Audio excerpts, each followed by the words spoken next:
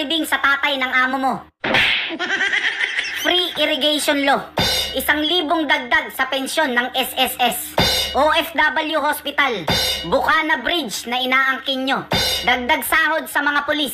Dagdag sahod sa mga sundalo. Dagdag sahod sa mga guro. Mga bagong kagamitan ng pulis. Mga bagong kagamitan ng sundalo.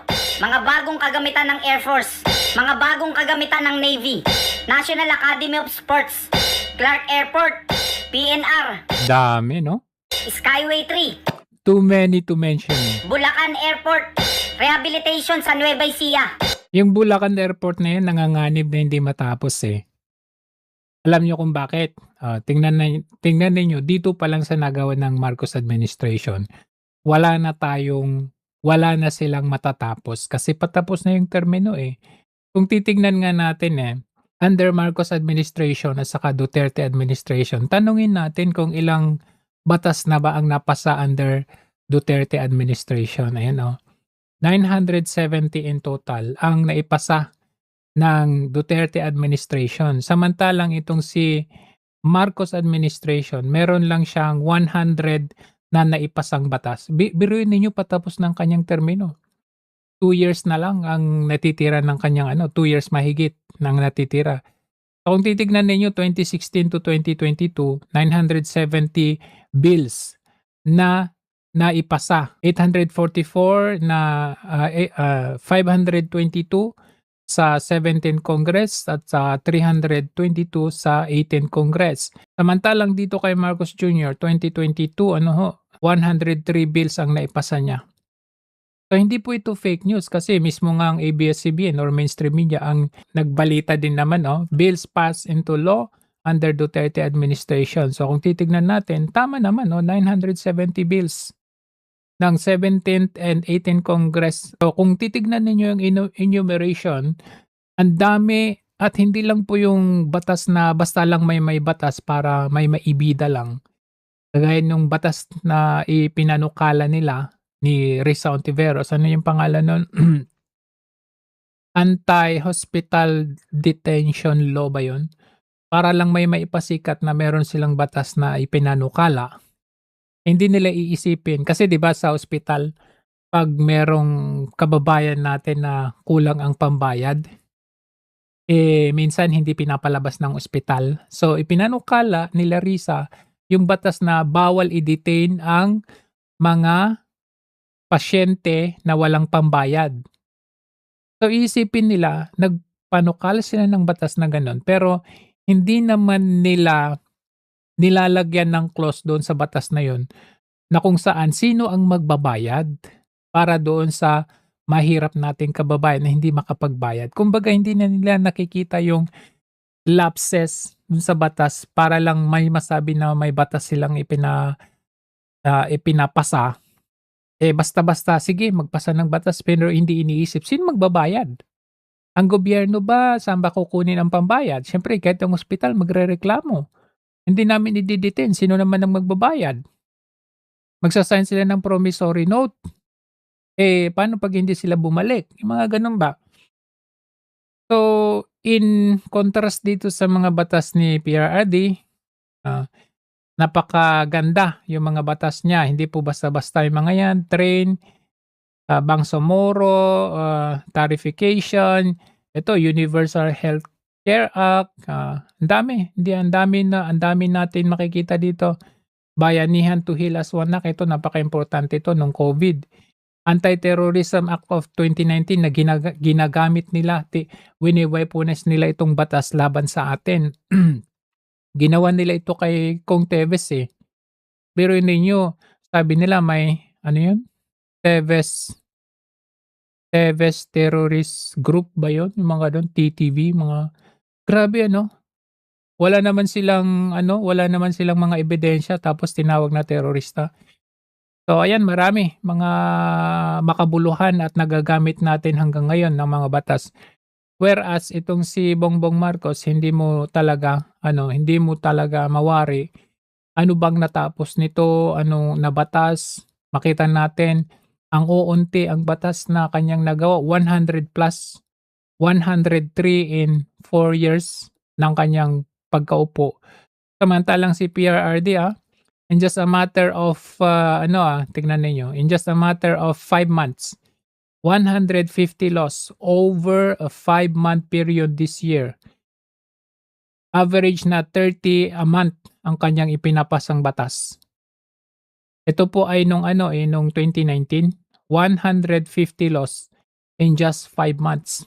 Tapos si Marcos Jr., 103 in 4 years. Kasi wala silang ginawa kundi panay sila Duterte dito, Duterte doon, impeachment dito, ICC dito, ganun na ginagawa, libel dito, pinapahuli yung mga kung ano-anong ginagawa, barikada dito, barikada doon. Ganun ang ginagawa nila. Halos lahat na weaponize ang ahensya ng gobyerno natin. And in fact, tignan ninyo itong intelligence na nakarating di umano dito kay Jesus Duque, no?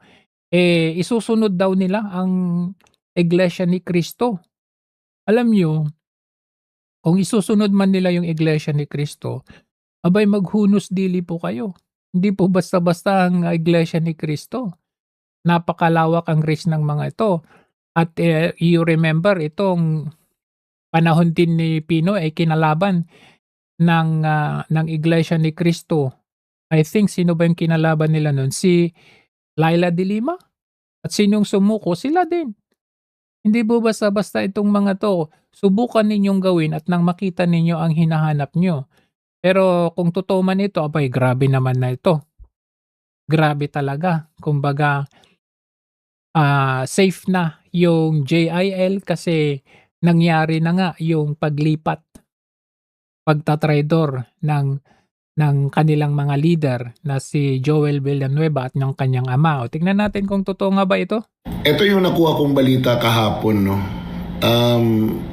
There are stories na magtatangka ang administrasyon ni Marcos na pasukin ang central office ng Iglesia ni Cristo dyan sa Commonwealth. At Maghunos dili kayo. ang senaryo na gagamitin nila, allegedly, nandyan si Bato de la Rosa nagtatago. And that magkakaroon ng mga testigo na magsasabi na nakita nila, etc., etc. Alam niyo naman sa gobyerno, there is always that presumption of regularity. Pag kumilos ang gobyerno, you will not ask questions now. You will ask the questions later. Diba? Kasi there is always Oo, ganun yung style ni Marcos administration ngayon. Yung huhulihin ka, kakasuhan ka, totoo man yun o hindi, may sapat na ebidensya o hindi, huhulihin ka muna. And then later on, madidismiss. Pero alam niyo yung tipong ganun, masyadong mapangahas, mapanganib at mapangalipusta yung ganung estilo. Kasi sayang yung oras, sayang yung pera, sayang lahat yung pangyayari during that time, which is supposed to be kung mas nagiging productive yung gagawin ng administrasyon at nung taong kinasuhan o nang ginawa ng ganong sitwasyon, sana mas naging productive ang buhay ng magkabilaan o ng bawat Pilipino. Pero hindi yung style nila is tatakutin ka nila, kakasuhan ka nila, dadalhin ka sa dahig, susugurin yung lugar mo, kay totoo man yan, may heartbeat man yan, sa ilalim o wala, ganun ang gagawin nila. Totoo man na baril mo yung tinago mo na yan at yung baril na yan ay may lisensya o wala, gagawin nilang lahat para lang masindak ka. Tapos, only to find out later on, wala silang sapat na ebidensya. Nakita niyo yung manifested din dun sa naging pre-trial impeachment hearing ni VP Sara, 'di ba? Nakita ninyo na bakit high blood, like itong si Kapunan, sabi niya nireregla daw siya. Kasi ang totoo niyan, napahiya po sila. Para silang mga kinain ng buhay doon sa nangyaring pre-trial na yun kasi kulang sila sa ebidensya. Tignan ninyo, Tila naungusan umano ng abogado ni VP Sara, si House Lead Prosecutor Jervy Luistro. Agoy! Hindi lang yan.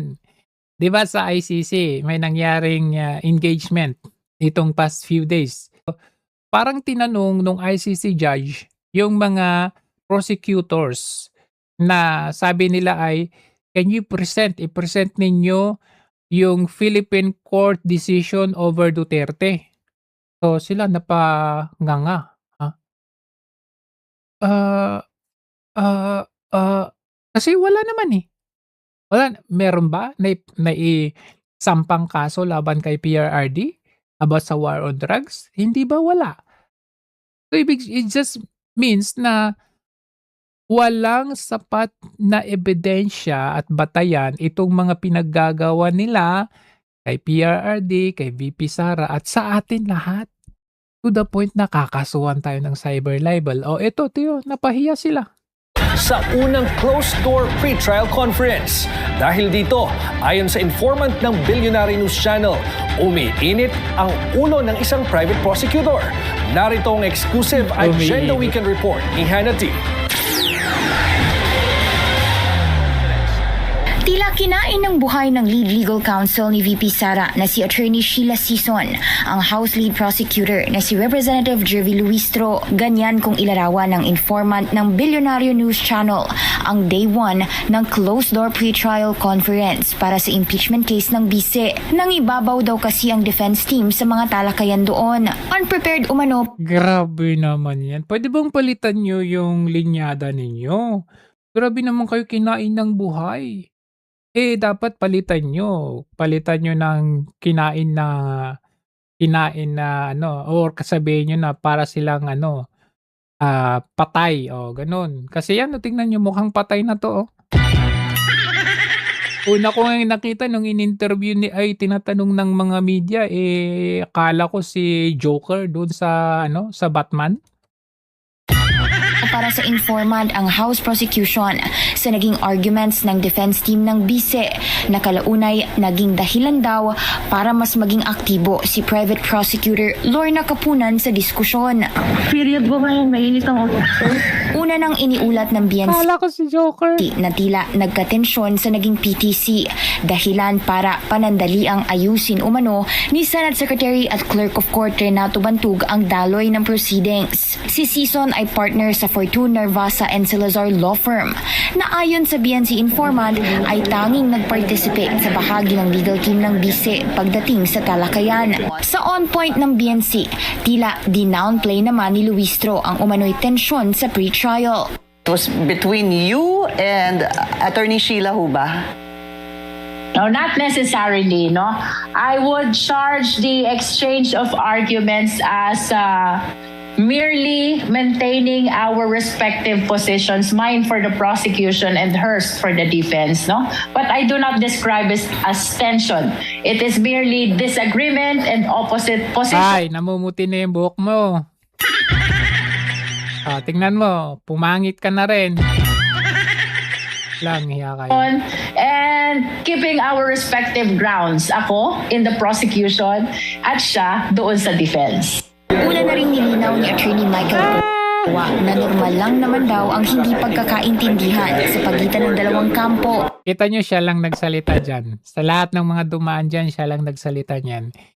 You know, yung meron tayong saying na alam mo maamong tupa pero pag pag lumaban yan parang tigre yan. So they may see itong mga defense counsel ni VP Sara na di porket mabait magsalita itong si Attorney Michael Powa ginaganon-ganon na lang nila nung nagkaharapan sila. Kasi prior to this, 'di ba, kaliwat kanan yung press con nila, yung interviews nila, kung makapanghusga ba, kung makapanglait sila, piatos dito, piatos doon at kung ano-ano, ang dami mga salin. Pero nung nagkaharapan, hindi pala sila prepared. Kasi kung prepared sila, 'di ba? Sabi pa nga nila, akala ba namin bloodbath? Partida. Hindi pa nagpapakita si VP niyan. Abogado pa lang yan. Huwag niyong hilingin ang mga bagay na hindi niyo kakayanin. Kasi pag nagpakita pa si VP, nakita niyo naman nung siya ay yung mga instances kung saan siya ay nagpakita diyan sa inyong baluarte na yan, 'di ba kinain kayo ng buhay? Eh, ngayon mga abogado pa lang yan, kinain kayo ng buhay. Papaano 'pag ginrant niya yung wish ninyo na, "Uy, magpakita ka, dumalo ka." It's normal in any pre-trial, even in hindi lang sa impeachment, pero sa mga regular ng mga kaso, ay normal lang yung mga ganung bagay. Wala namang personal yan, trabaho lang. Ganito rin ang pagtingin ni Clerk of Court Bantug nang tanungin tungkol sa tensyon. Hindi natapos ang PTC nitong Huwebes at kailangan pang Bakit? magmarka ng ebidensya Bakit hindi natapos? dahil sa dami raw ng mga dokumentong ito. Ayon Oh, wow. kay Luistro, partikular dyan ang sa issue sa confidential funds at unexplained wealth na para You mean hindi pa kayo handa? Eh, nakaraang taon pa ninyo pinagsasabi to the point na gusto niyo forthwith. Tapos hanggang ngayon, hindi pa pala kayo handa sa inyong mga ebidensya? Patang laban sa bise, babalik sa Lunes, June 22 ang defense at prosecution sa Senado bilang pagpapatuloy ng pre-trial conference. Ang PTC ay para sa pagpapasimple ng mga issue, pagmamarka ng mga ebidensya. Para kayong mga stress na stress. I mean, tignan ninyo ang yayabang kasi nila. Pero nung nandyan na hindi nila kayang panindigan. You would imagine na dati yung mga impeachment trials nung mga panahon, nung mga sinaunang panahon, nakita ninyo talagang tutok ang taong bayan. Televised po siya. So ngayon nangangamba na ito nga, pre-trial, hindi nga siya televised Piling-pili lang. Pero hindi nila maitatago yan. Lumabas pa rin na sila ay kinain ng buhay. What more kung ito po ay televised? Stipulation of facts at iba pa. Nagsumite na rin ng listahan ng witnesses sa impeachment court.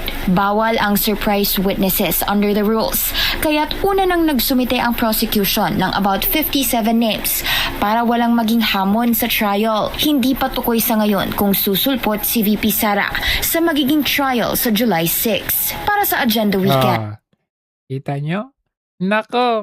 There is a presumption na yung ginagawa nila ay legal. Di ba? Ang purpose ng paggawa ng ganyan is that, alam nyo, init na rin itong mga congressman.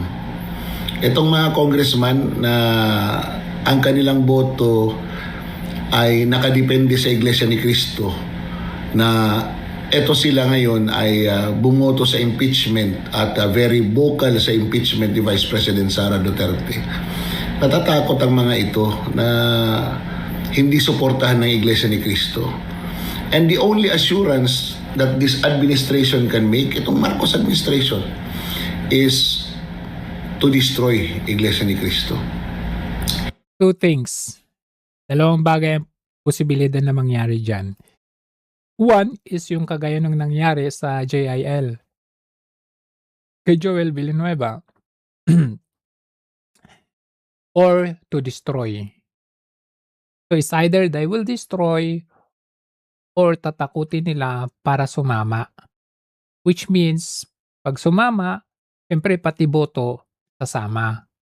Yun lang yun Alam nyo, pagkwentuhan na ng ganito, palaliman ng pag-iisip, hindi nyo maiiwan si Madarahog. Because I've been talking to a lot of people and isa lang ang lumalabas. Di ba? Ang hadlang na lang sa administrasyon na ito na isang malaking organisasyon ay ang Iglesia ni Cristo. Nasira na nila yung GIL, nasira na nila yung QOJC. Mula na magsimula, ang El Shaddai ay sa kanila. Ang Roman Catholic Church, through the Liberal Party, nasa kanila na rin.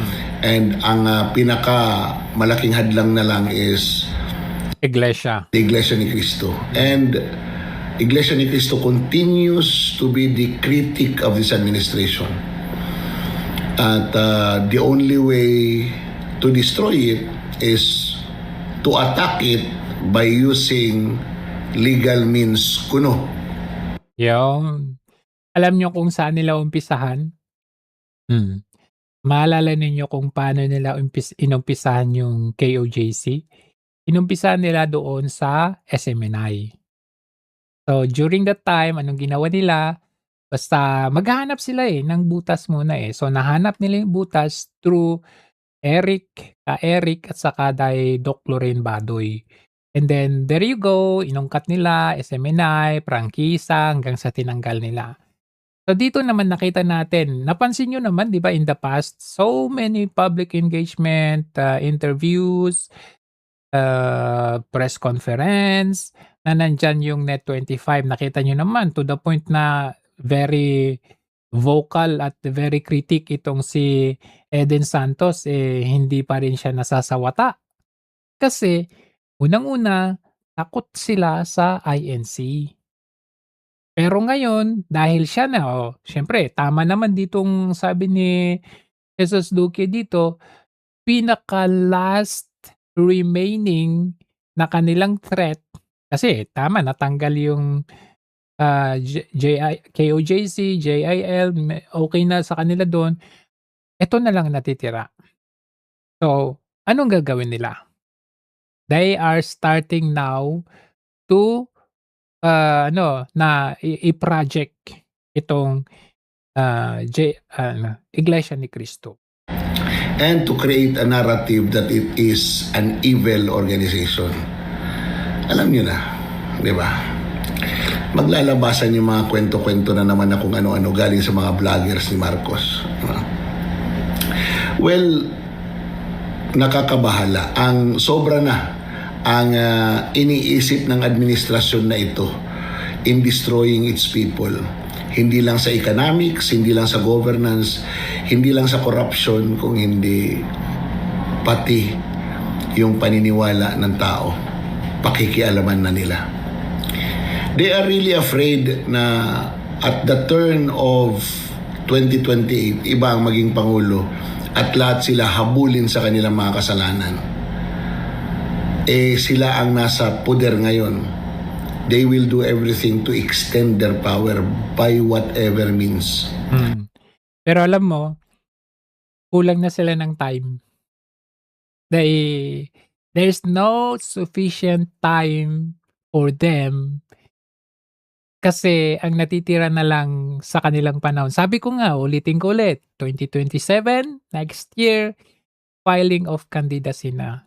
And take note, mas marami nga silang bakasyon di ba?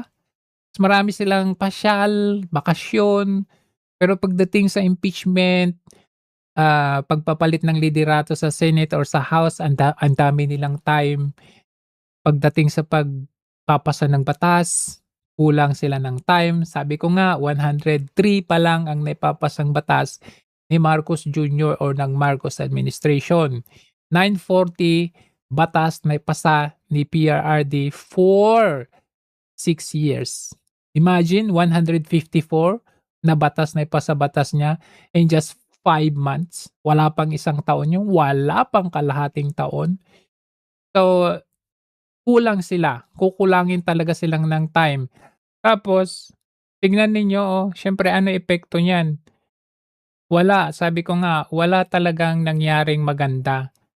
Pero ninyo, 500 billion flood control. Hindi lang 500, umabot nga to ng umabot nga 1.2 trillion to Sa gold reserve natin, binenta.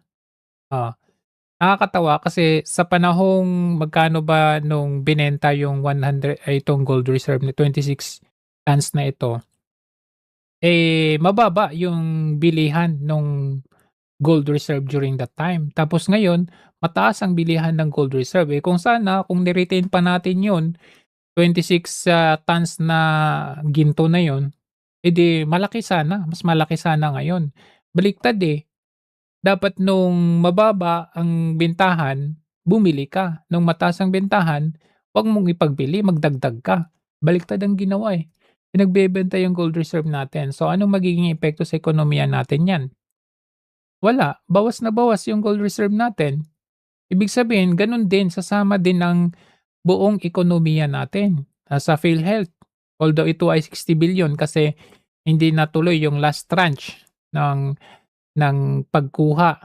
Hanggang ngayon, hindi pa naibabalik yung 60 billion na yan.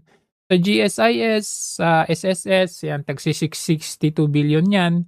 Sa DBP, tapos 250 billion sa Maharlika Funds.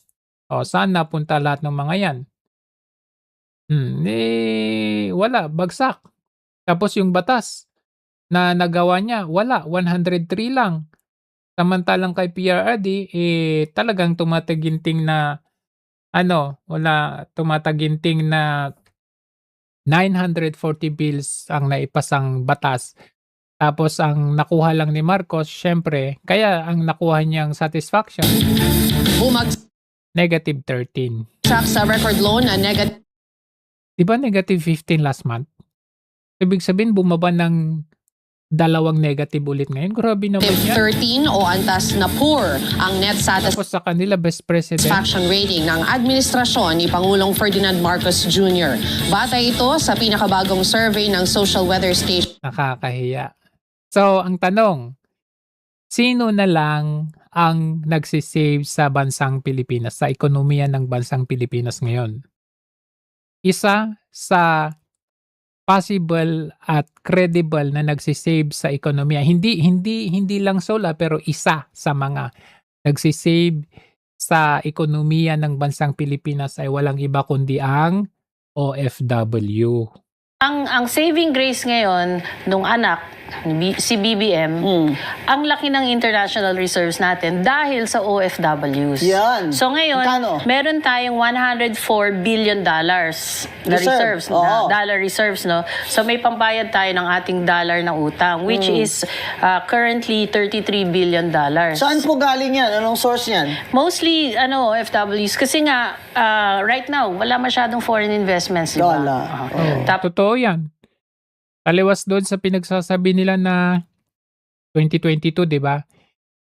Since 2022 umupo itong Marcos administration na ito, 27 trips and 27 months ang sabi nila ay magdadala daw ito ng foreign direct investors. Pinagyayabang pa nila na dolyar-dolyar, milyon-milyong dolyar ang mga papasok na pledges.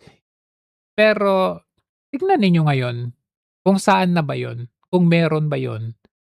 Kasi as far as we can see, walang pumasok na direct investors. Bagkus, instead na may pumasok, lumabas po yung mga dating nasa bansa natin. Bakit? Apektado. Kuryente pa lang apektado. Yung mga corrupt na mga officials na kailangang bayaran ng mga investors na ito para magpatuloy ang function nila, wala, alis na lang sila ng bansa natin. Tapos wala rin tayo masyadong export income, no? Export receipts. So yung Wala na. Wala na ring export natin. Maalala ninyo yung saging? Tayo po ang number 1 na exporter ng saging sa bansang China. Alam nyo kung saan na kumukuha ang China ngayon? Sa Vietnam. Wala na, naungusan na tayo.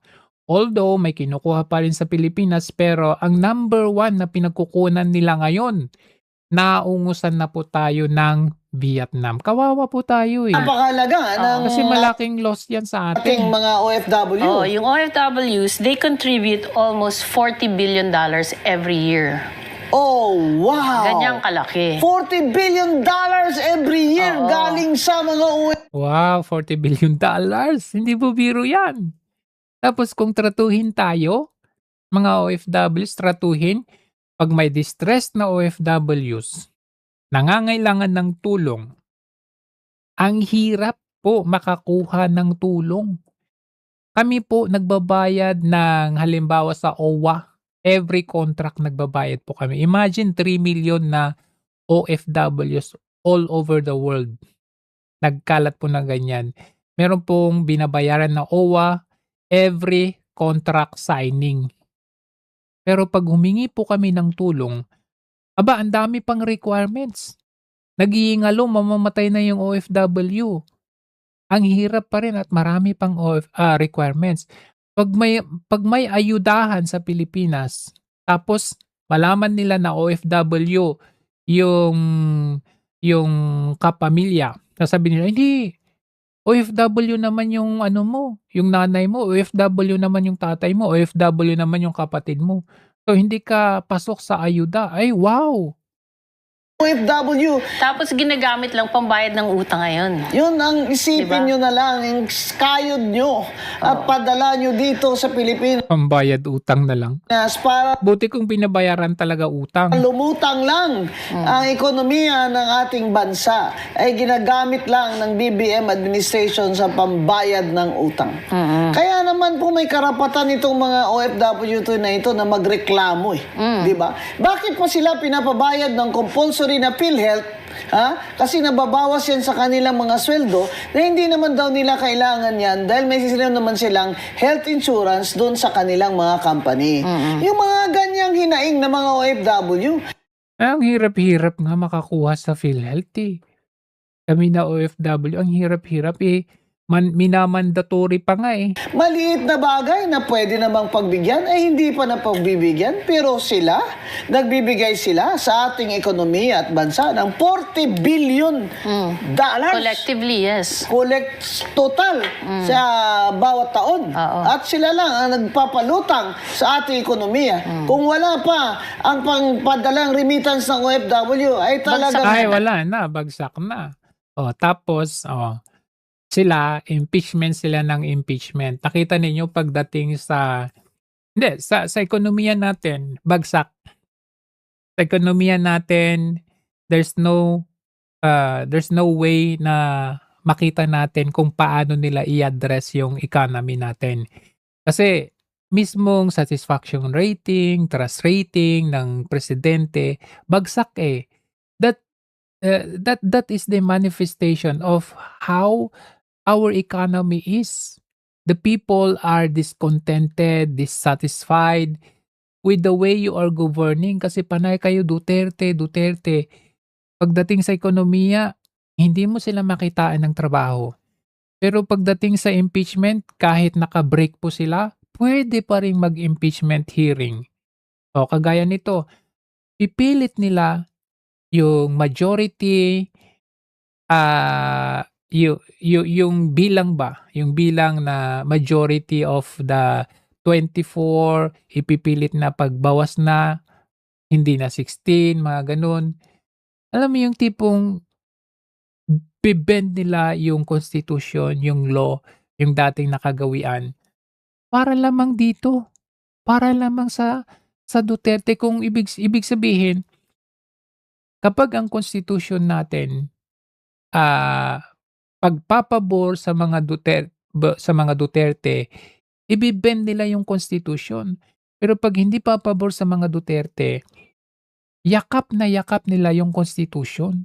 Kagaya nito. Hearing. So eto na nga, kasi pinag-uusapan yung 16 votes, Kasi sabi sa Article 11, Article 11, Section 3, Paragraph 6, it requires 2/3 votes of all the members of the Senate. So should we still stick to 16, or considering that Jinggoy is currently suspended and Bato is hiding or into hiding, so is it about time we reconsider a reduced number? Ako sa palagay ko yung Constitution, it should be an alive Constitution. Ibig sabihin, it should go hand in hand with our experiences, Na it should be responsive to the current demand and circumstance ng bansa, So, sa palagay ko naman, mayroong lumalabas na ngayon na ongoing debate, parang fresh outlook on how we apply itong constitutional requirements as to the votes in the impeachment, na based on the current number, the active, I'm not saying all members, but the active members, those who can be able to participate hearing. So, kailangan daw active, kailangan daw merong ongoing, ano yung tawag doon, parang sa Tagalog baga sa simple translation, yung ibig niyang sabihin, kailangan natin makiayon sa agos ng tubig or sa agos ng ilog. Pero, hindi pwedeng ganun sa Constitution. Hindi pwedeng makiayon sa agos or makiayon sa kung ano ang nangyayari ngayon. Kasi yun ay Constitution eh. You have to bend the constitution or the law para makiayon sa agos kung anong meron ngayon. Kasi sabi nga ito 'di ba, nung pinag-uusapan yung quorum, anong ginawa nila? Sinight nila yung Abilino versus Cuenco, which is 1935 Constitution pa yon. Para lang umayon sa gusto nila, sa kagustuhan nila, sinight nila yung lumang Constitution.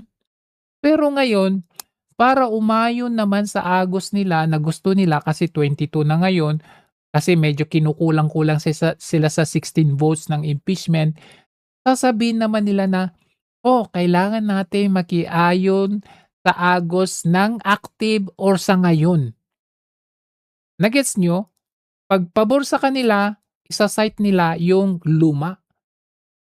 Pero pag hindi pabor sila, isa-cite nila yung ngayon, yung agos ngayon.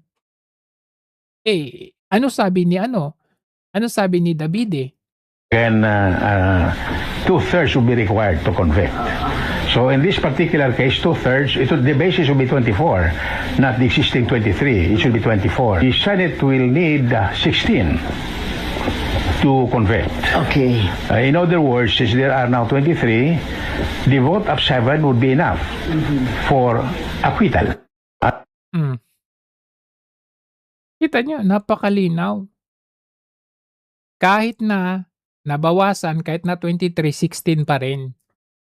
Pero sa kanila, dahil hindi umaayon sa kanila, babawasan nila. Kailangan umayon sa agos, sa ngayon, kung sino yung active. Doon nga sa Constitution, walang sinabing active.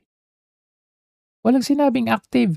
Majority pa rin, which is ano ba yung majority? Ilan ba ang senador? 24. Regardless, walang sinabing dapat active. Wala pong sinabing ganon. Si Davide na mismo nagsabi. O sabi nila, luma na yan. Oo nga, luma, di ba? Yung Cuenco Abilino nga, di ba pinagbasehan ninyo yung luma? So ngayon, di natin pagbasehan itong luma, which is ito according to the Constitution. 7 na lang kailangan natin para naboto na i-acquit. So sapat na yun. Sila Cayetano, sila Bongo, sila Aimee. Sapat na yun para ma-acquit si VP. Palibhasa kasi gusto lang talaga nila Duterte. Kaya nga kahit nung sinabi nila noon na never again. Sinabi nila yun. May book signing pa sila. May palibro-libro pa silang nalalaman. Po kami ngayong umaga mag-donate ng Marcos Marcial o Never Again na libro ni Raisa Robles sa mga public senior Magdo-donate pa daw siya ng sweldo niya high school dito sa Pilipinas. At itutuloy po ito sa susunod na 6 na taon ako sa Senado. Kakaltasin po yung sweldo ko para dito. Kakaltasin daw sweldo niya. Ang ending, ito. Po kami ngayong umaga Diba? Ang pa-plastic nyo. Ang pa-plastic ninyo. Palibhasa, ipokrito ka kasi. Nakita natin kung ano na yung interest niya. Kaya pala ganun. Kasi siya pala yung minamanok na nila ngayon. Yan. Si Risa na minamanok nila for president. Yang si Risa, wala yung ang tawag dito, wala yung pagka walang political bearing, walang epekto sa kanyang pamumulitika, tahimik lang yan. Ganyan ang mga ipokrito, di ba? Yang si Risa, wala... Ipokrito